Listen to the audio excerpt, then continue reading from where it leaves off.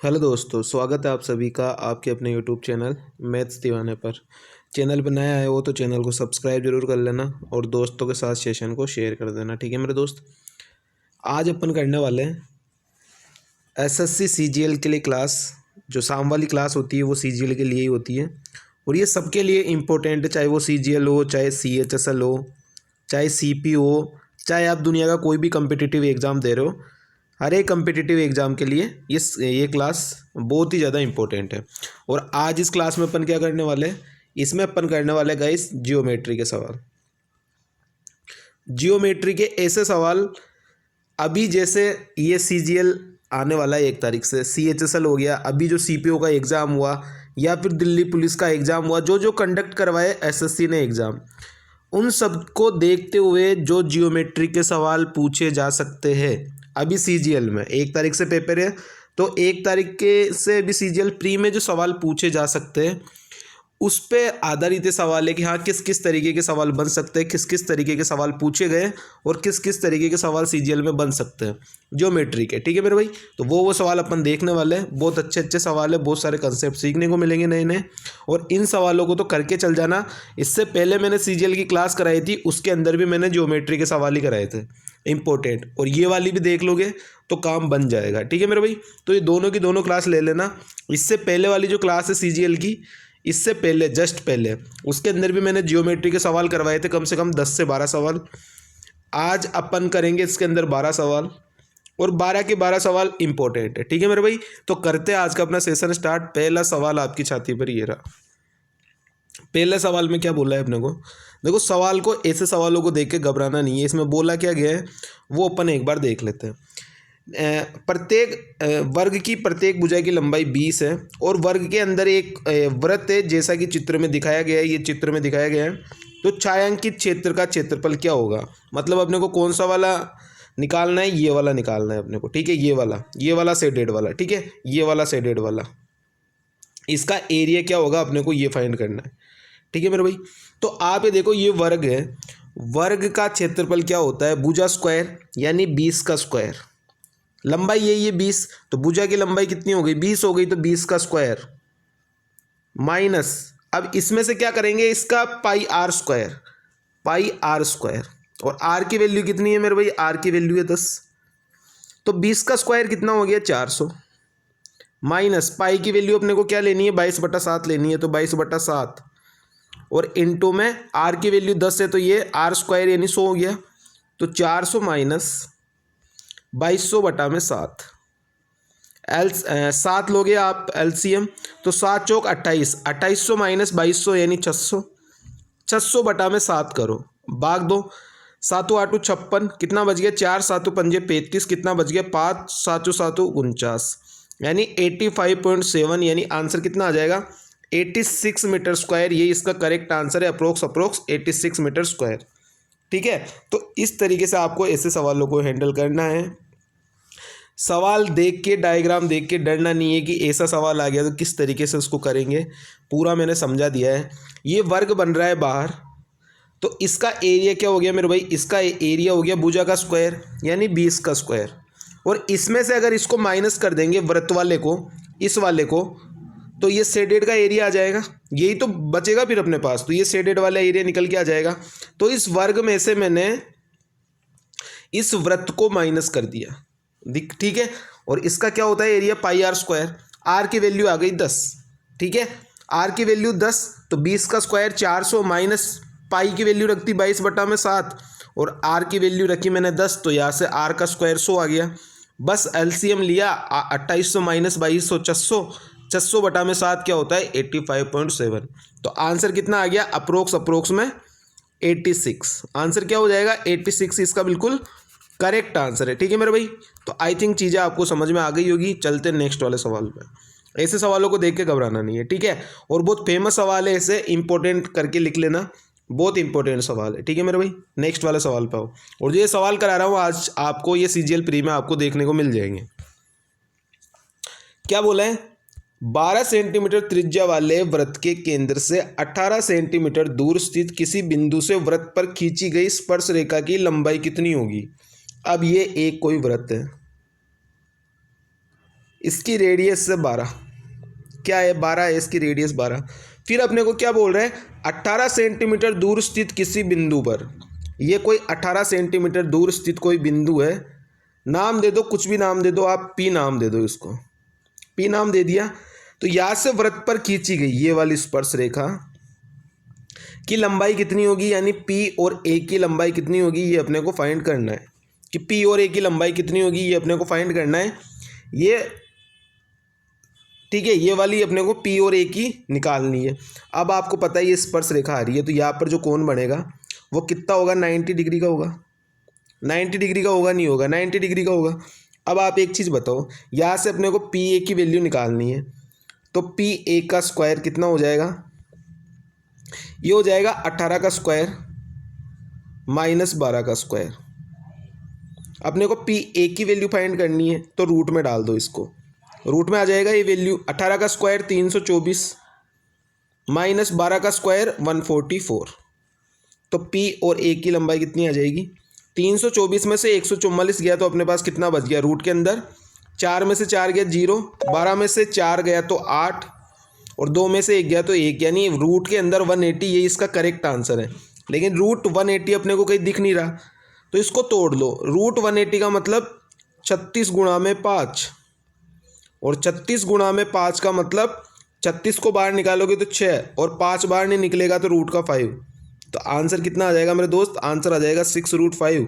Answer क्या हो गया, option number B 6√5 is the correct answer. Answer क्या हो जाएगा, 6√5 इसका बिल्कुल करेक्ट आंसर है। ये जो सवाल मैं आज के करा रहा हूँ, 12 सवाल लेके आया हूँ, और इससे पहले जो मैंने 12 सवाल कराए, मतलब टोटल 24 या 25 सवाल मैंने करा दिए। ये सवालों को एक बार देख जाना, बहुत काम आने वाले। ये वाला सवाल पे आओ, कॉन्ग्रुएंट वाला पूछ रहा है अपने को कि for what angle D is triangle A B C to D F, मतलब दो अपने पास से ट्रायंगल है ए बी सी और डी एफ, ये दो ट्रायंगल है अपने पास, कॉन्ग्रुएंट है ये, ठीक है। ये ए बी सी है और ये डी ई एफ है, डी ई एफ, और ये ए, ये बी और ये सी। इसको देख के मैं डायरेक्ट भी बोल सकता हूँ, अगर आपको एक प्रॉपर्टी पता हो तो इसको मैं डायरेक्ट भी देखकर पता कर सकता हूँ कि ये एंगल भी कितने का होगा, 75 का होगा। क्यों होगा, क्योंकि यहाँ पे दो, ये देखो दो ये बराबर है, दो भुजा बराबर आ गई ना, दो भुजा बराबर है मतलब एक एंगल भी बराबर होगा। अब ये लिख लो आप, अगर आपको पूरा करना है पूरा समझ लो आप। ए सी की लंबाई 2.5, बी सी की लंबाई 5, कोण सी जो है वो 75 है, ये वाला एंगल कितने का है, 75 का है। उसके बाद अपने को क्या बोला है, डी ई 2.5 है। उसके बाद अपने को क्या बोला है, डी एफ जो है वो 5 है। दो भुजा बराबर है, दो भुजा बराबर है, 2.5 2.5, ये भी 5 ये भी 5, तो ये वाला एंगल भी बराबर होगा। ये वाला एंगल भी कौन सा हो जाएगा, ये वाला एंगल भी बराबर होगा, ये वाला भी 75 डिग्री का होगा। लिख लेना कि दो साइड बराबर, दो साइड बराबर तो एंगल भी बराबर होगा, एंगल भी इक्वल होगा, ठीक है मेरे भाई। ये छोटी छोटी प्रॉपर्टी है जो आपको याद रखनी है, प्री में इससे ज़्यादा हार्ड लेवल नहीं आएगा जो मैं आज सवाल करा रहा हूँ, ठीक है। सारी तरीके के सवाल ले आया मैं, इनसे मिलता जुलता ही सवाल मिलेगा आपको एग्जाम में। नेक्स्ट वाला सवाल देखो, दो स्पर्श रेखाएं टीपी और टीक्यू एक बाह्य बिंदु टी से ओ केंद्र वाले वृत्त पर खींची जाती है। टीपी की लंबाई 7 है तो टीक्यू की लंबाई कितनी होगी, ठीक है। ये एक वृत्त है, इसके यहाँ से दो स्पर्श रेखा खींची जाती है बिंदु टी पर, ठीक है। ये वाला पी है और ये वाला क्यू है। इसकी लंबाई अपने को दी हुई है 7 है, इसकी लंबाई अपने को निकालनी है एक्स की वैल्यू। अब आप यहाँ पे एक चीज़ क्या याद रखोगे, प्रॉपर्टी नोट करके ये लिख लेना, ये सारी की सारी चीज़ें लिखने वाली है। क्या क्या नोट करोगे, किसी बाह्य बिंदु से, किसी बाह्य बिंदु से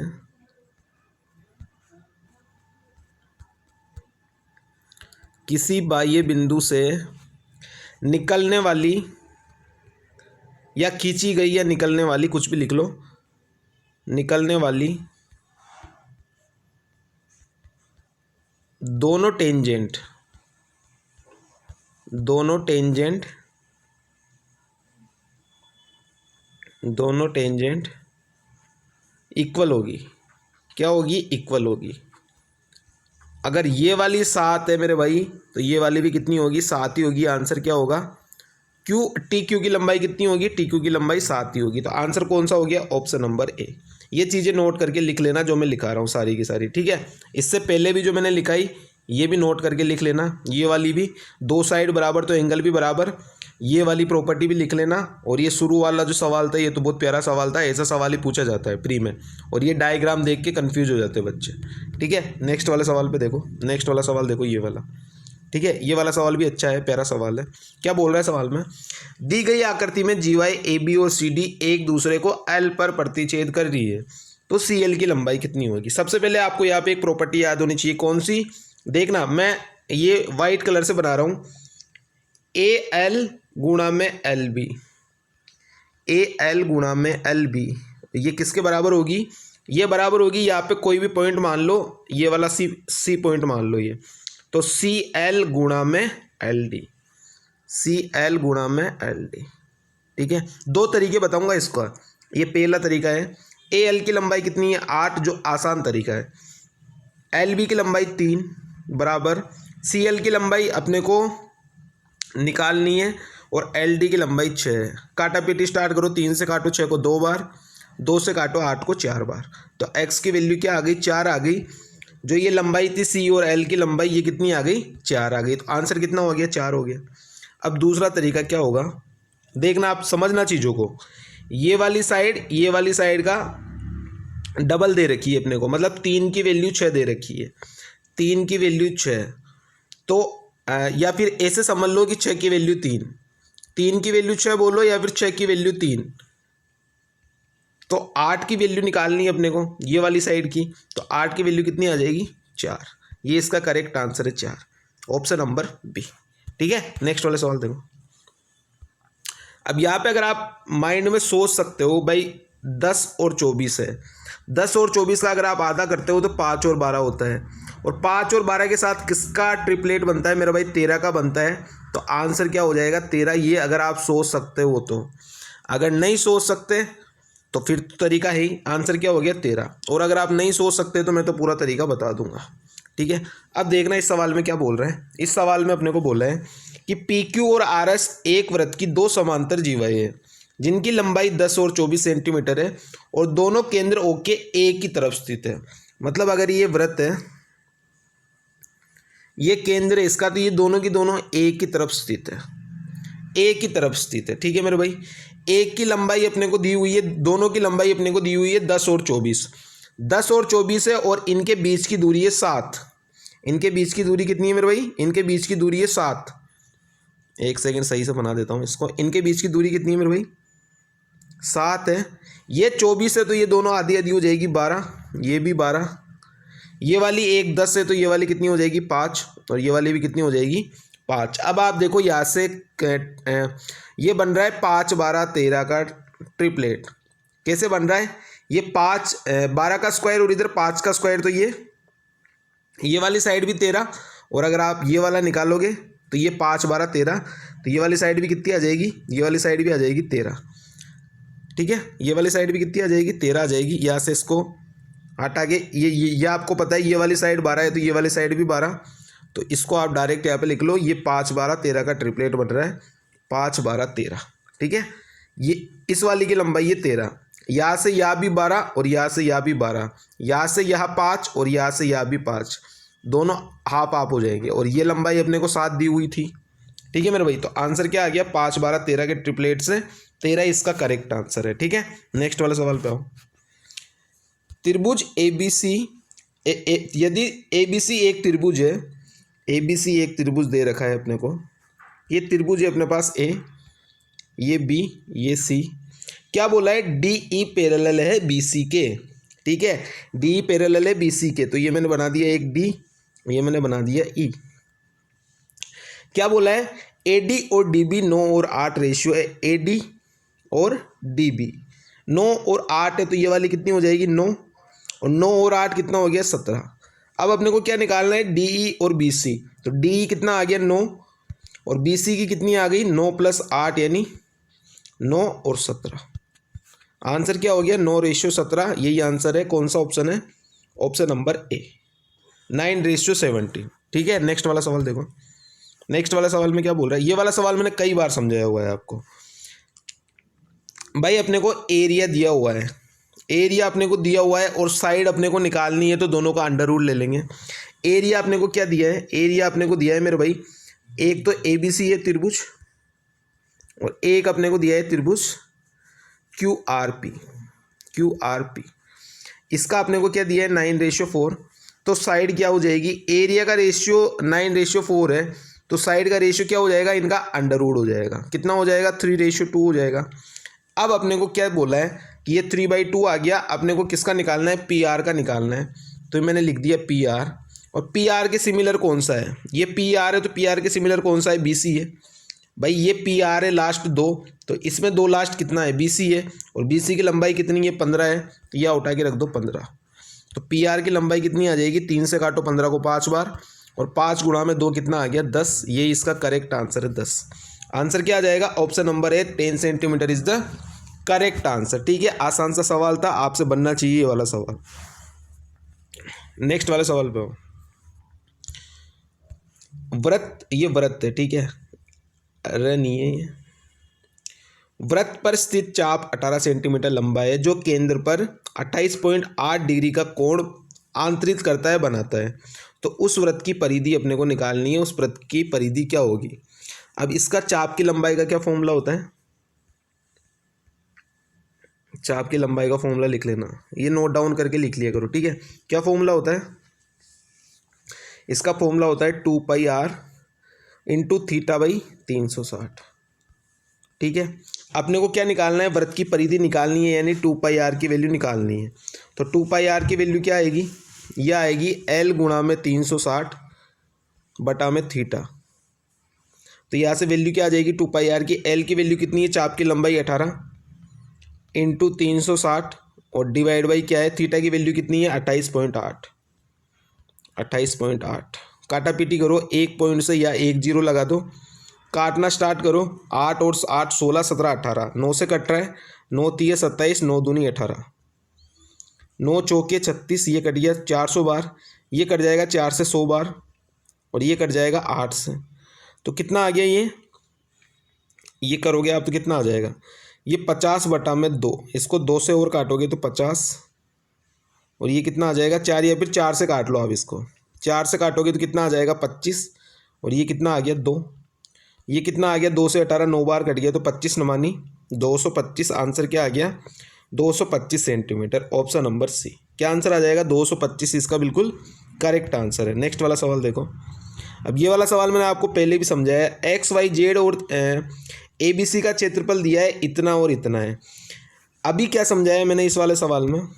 इससे पहले वाले सवाल में एरिया का जो रेशियो होगा उसका अंडर रूट ले लेंगे अपन, तो वो किसका रेशियो आ जाएगा? साइड का रेशियो आ जाएगा। ठीक है, तो ये वाला सेम टू सेम अप्रोच लगाओ, यहाँ पे भी सेम टू सेम सवाल है। ठीक है, अपने को एरिया का रेशियो दिया है। एरिया का रेशियो अपने को क्या क्या दिया है? 361 और 225। ये किसका किसका है? XYZ का, ये त्रिभुज ABC का।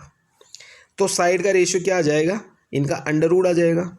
361 का 19 और 225 का 15। अब अपने को बोला है कि XYZ की सबसे लंबी भुजा 38 है, यानी 19 की वैल्यू 38 है। तो ABC की सबसे लंबी भुजा, तो 15 की वैल्यू क्या होगी? 19 की वैल्यू 38 यानी 2 गुना, तो 15 का 2 गुना कितना हो जाएगा? 15 का 2 गुना हो जाएगा 30। आंसर क्या आ गया? 30। आंसर क्या आ जाएगा? ऑप्शन नंबर डी 30 इसका बिल्कुल करेक्ट आंसर है। ठीक है, नेक्स्ट वाले सवाल पे आओ। इसमें क्या बोल रहा है सवाल में? दो त्रिभुज ABC और DEF समरूप है। यदि AB बराबर 6 सेंटीमीटर और BC बराबर 8 सेंटीमीटर, DE बराबर 9 सेंटीमीटर, तो EF की लंबाई कितनी होगी? ये अपने को बताना है। ठीक है मेरे भाई, तो ये भी सेम टू सेम सवाल है। दो त्रिभुज दिए हुए, त्रिभुज ABC, ये त्रिभुज DEF, ABC और ये त्रिभुज DEF। क्या क्या दिया हुआ है अपने को? AB की लंबाई 6, BC की लंबाई 8, DE की लंबाई 9 और EF की लंबाई अपने को निकालनी है। अब आप खुद देखो कि 6 की वैल्यू 9 है, 6 की वैल्यू 9 है तो 8 की वैल्यू कितनी होगी, अपने को यही तो बताना है।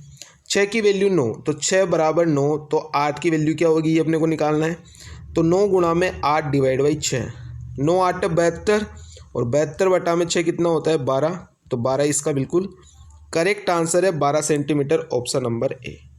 आसान आसान से सवाल है और यही सवाल प्री के अंदर पूछे जाएंगे, इनसे ज़्यादा लेवल नहीं आएगा, क्योंकि जो भी इस साल पेपर हुआ है, चाहे वो दिल्ली पुलिस का हुआ, AWO TPO का हुआ, CPO का हुआ, इससे ज़्यादा लेवल के सवाल नहीं आए। ठीक है, जो आज सवाल कराए और जो इससे पहले वाले क्लास में करवाए थे। नेक्स्ट वाले सवाल पर,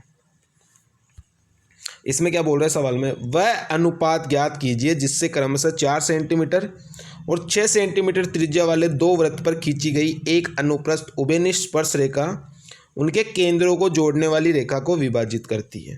पहले तो डायग्राम बना लो समझने के लिए कि दो वृत्त है,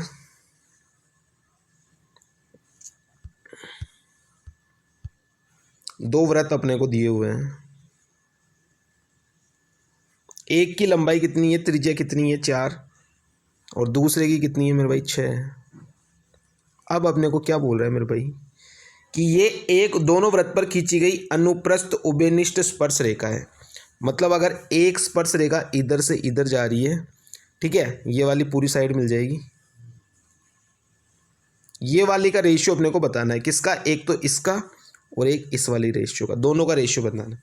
तो ये अनुपात क्या होगा, जो रेडियस का अनुपात होगा। अनुप्रस्थ उभयनिष्ठ स्पर्श रेखा ये वाला जो है, ये जो ये दो भागों में डिवाइड करेगी, वो किस रेशियो में करेगी, जो रेडियस का रेशियो होगा। रेडियस के रेशियो में इसको लिख लेना है यहाँ पे नोट करके कि रेडियस का जो रेशियो होगा, रेडियस का रेशियो जो होगा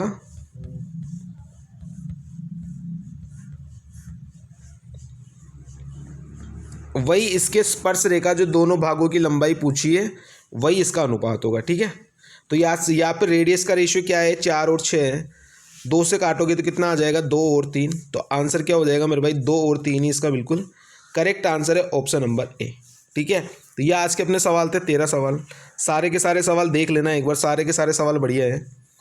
और ये इससे बाहर आपको, और जो इससे पहले वाली क्लास बनाई थी उससे बाहर आपको ये ज्योमेट्री में सवाल देखने को नहीं मिलेगा। जितने भी इंपॉर्टेंट सवाल है, जो ज़्यादा सवाल पूछे जाते हैं, वो सारे के सारे सवाल मैंने करवा दिए हैं। ठीक है, चैनल पे नए आए हो तो चैनल को सब्सक्राइब जरूर कर लेना, शेयर कर देना क्लास को दोस्तों के साथ। ठीक है, thank you so much, tata bye bye.